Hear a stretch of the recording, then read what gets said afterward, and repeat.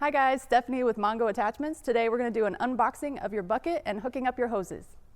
All you're going to need today are the snips and a wrench. All right, normally you're going to have banding on your bucket, so you cut that free, and then you're going to cut the zip ties that's holding your hoses together. All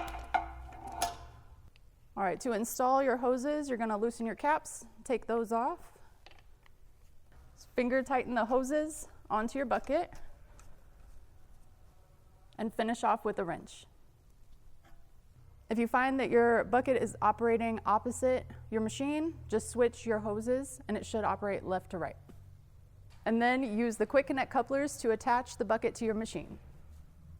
If you find that your bucket is moving too quickly to the left and right or is a little bit jerky, just give us a call and we have orifices that you can get to regulate your flow.